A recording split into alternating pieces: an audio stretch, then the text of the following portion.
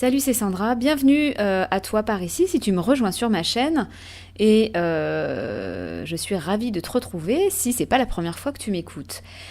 Aujourd'hui, je suis toute seule chez moi.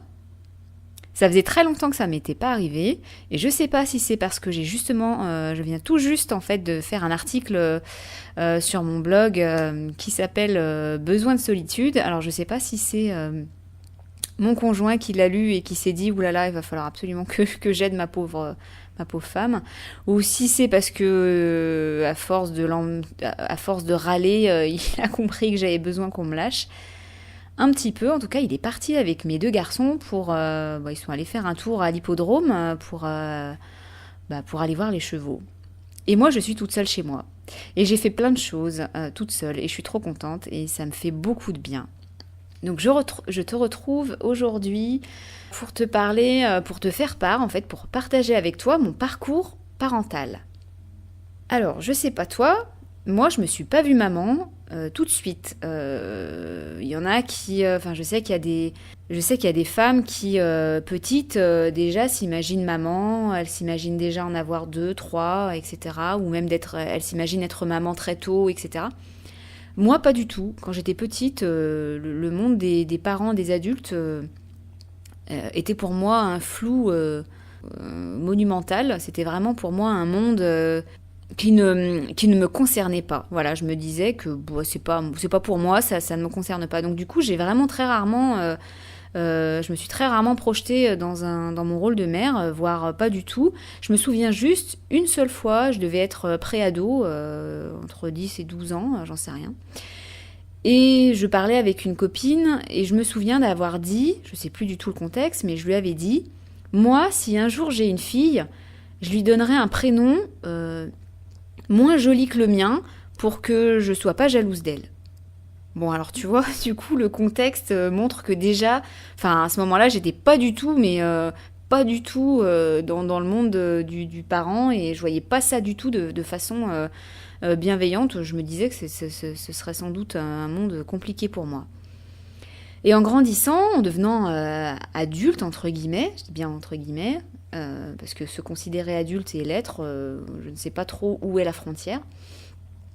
Donc j'ai grandi, j'ai eu 20 ans, 25 ans, j'ai eu des relations avec des hommes et à aucun moment je ne me suis projetée en me disant « Ah, j'ai envie de devenir mère, j'ai envie d'avoir un enfant, etc. » Pas du tout, ça a été bien après, en fait, lorsque j'ai rencontré mon homme actuel, et pas tout de suite non plus, je sais que l'envie d'avoir un enfant est arrivée dans sa tête à lui avant d'arriver dans la mienne, et je ne saurais pas dire pourquoi et comment, un jour où je me suis levée, je ne sais pas si je me suis levée ou à quel moment c'est arrivé dans ma journée, mais c'est né dans mon ventre et dans ma tête assez brusquement. On était en 2010 à peu près, je ne sais pas.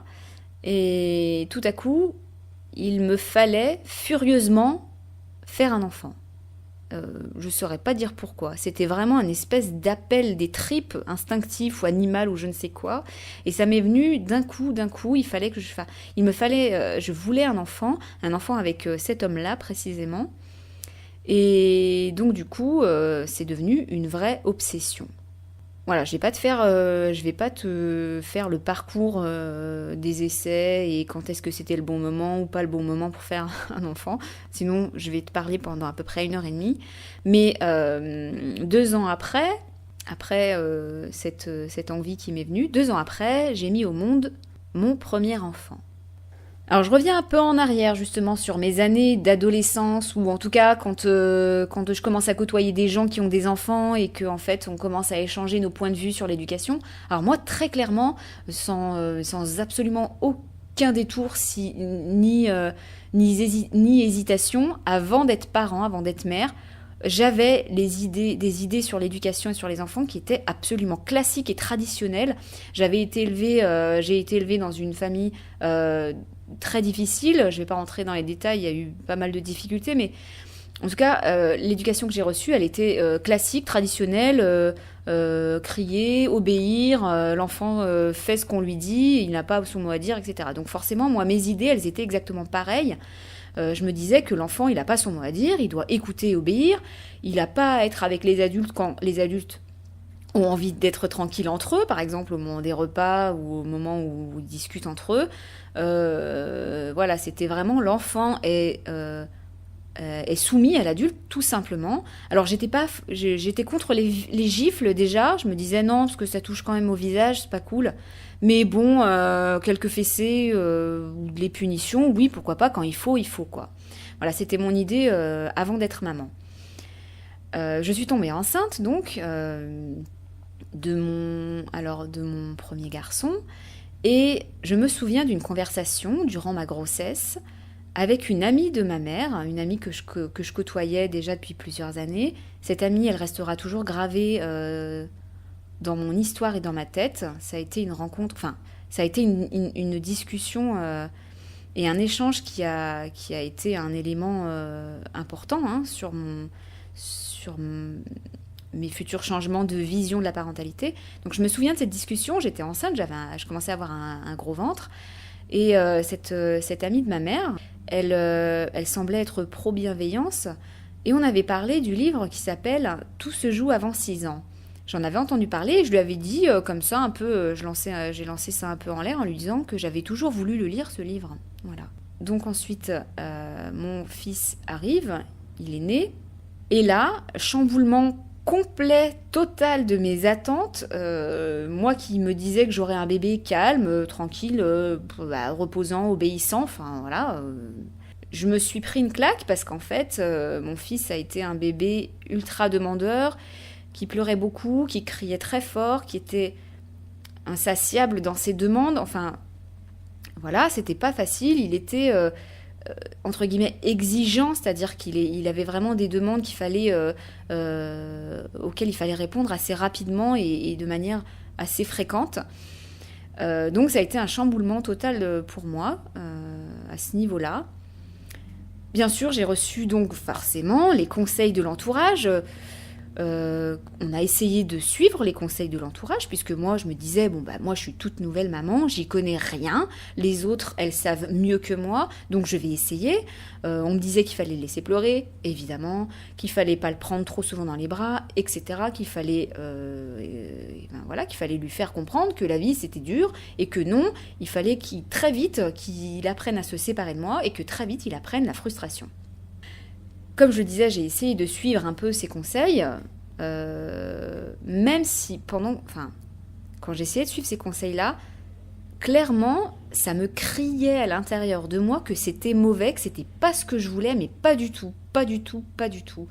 Et je crois que j'ai eu la chance formidable d'avoir justement un bébé qui demandait beaucoup, beaucoup d'attention, et qui ne s'est jamais résigné. Merci beaucoup d'ailleurs. Je suis tellement reconnaissante qu'il ne se soit pas résigné parce que je suis certaine que si j'avais eu un enfant, entre guillemets, enfin un bébé, entre guillemets, facile, docile, et qui se serait laissé faire face à le dressage que l'on fait de manière classique sur les bébés, je pense que je n'aurais pas changer ma vision de l'enfant et de la parentalité de façon aussi rapide et aussi fulgurante.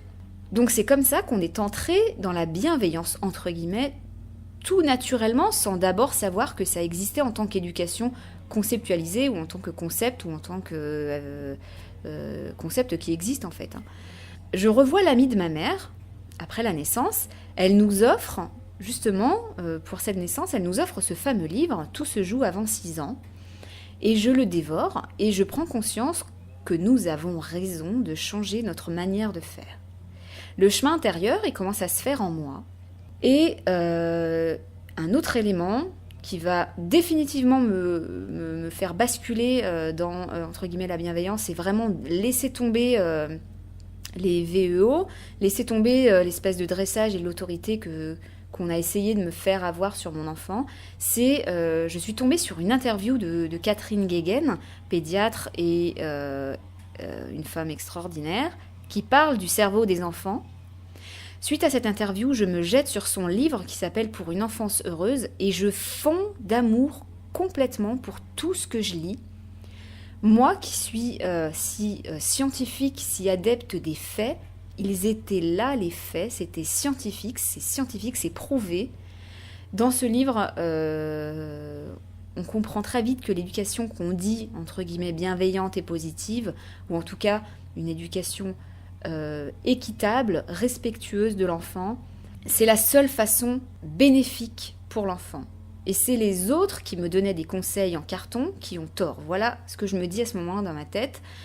Et voilà comment je prends de l'assurance et je commence à me sentir bien dans mes pompes de maman parce que jusqu'à présent, je me sentais nulle, je me sentais incapable, j'avais l'impression que je savais rien. Et à ce moment-là, en ayant lu déjà pas mal de choses, j'ai arrêté d'écouter les autres et puis je me suis écoutée vraiment moi et mon homme, pareil. Donc nous y voilà, on entre dans l'écoute de l'enfant, on arrête d'essayer de l'obliger à faire tout ce qu'on veut au moment et à l'endroit où nous on a décidé qu'il fallait qu'il fasse, avec notre manière à nous de faire, on lâche ça, mais vraiment de façon progressive, petit à petit. Tout doucement, on lâche les barrières, on lâche les fils tendus que l'on tenait entre nous et notre enfant. Donc je chemine avec mon premier fils, avec des galères pour balayer tous les conseils qu'on me donnait et puis pour mettre en place vraiment cette éducation instinctive avec mon premier garçon.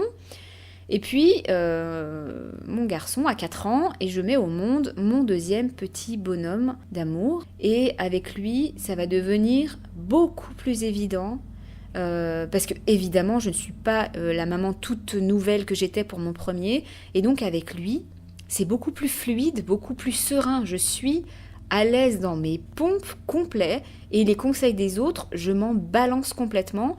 D'ailleurs, je le dis aux gens quand on essaye de me faire croire que oui, mais quand même, il faut des limites, ils doivent obéir, c'est normal. Alors je fais en sorte au maximum de ne pas entrer dans le débat, parce que je sais que ça ne sert pas forcément à grand-chose, à moins d'être vraiment avec quelqu'un et dans un contexte qui fait que le dialogue et l'échange est ouvert, mais sinon, je ne cherche pas à entrer dans un débat, et je fais bien comprendre aux gens, je leur dis en fait que je suis absolument convaincue de mon approche parentale et que je n'en changerai pas. Donc en fait, la discussion n'a pas lieu d'être, en fait. Voilà. Et donc, c'est comme ça qu'avec mon deuxième garçon, et toujours avec mon premier, qui est évidemment toujours là, avec qui j'apprends encore tous les jours, quoi. Avec mes 2 garçons, c'est devenu quelque chose d'évident. Et ça ne se discute même plus, c'est évident que non, je ne chercherai pas à établir mon autorité parce que je suis adulte et eux sont des enfants. Ce sont des êtres humains à part entière et donc je suis maintenant une parent convaincue par ce que je fais. Je crois que c'est bon, je l'ai assez répété. Je suis quelqu'un qui répète beaucoup, tu le remarqueras peut-être. Je mets toujours plein de couches et je répète plein de fois les idées qui me sont importantes. Pourtant, c'est la galère, hein. Quand on grandit avec une éducation, dans une éducation traditionnelle et classique, et qu'on devient parent, on a des relents de nos éducations qui prennent parfois le contrôle sur nos attitudes. On crie, on a envie d'en venir aux mains parfois, et on lutte pour pas le faire. Justement, moi je lutte parfois pour pas hurler, crier, ou même pour pas donner pour ne pas taper mes enfants.